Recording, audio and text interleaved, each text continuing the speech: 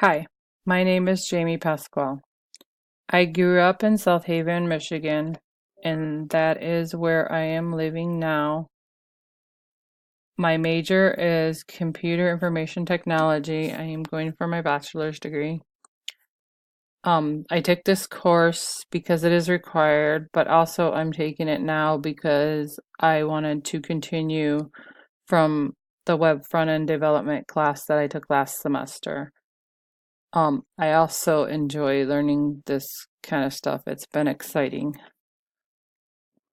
I am not sure what I want to do long term with web development, but I think it is a great skill to have no matter what job you have, and it will come in handy.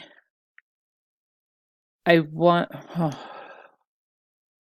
One of the unique things about me is that I once lived in Mexico for about 7 months, and that I know Spanish. My greatest strength is that I'm a puzzle solver and I like to figure things out and how they work. And if it doesn't work, I like to figure out why it doesn't work and how to fix it. My weakness is that I am still learning new stuff every day to continue my learning growth. And that is pretty much it about me. Thank you.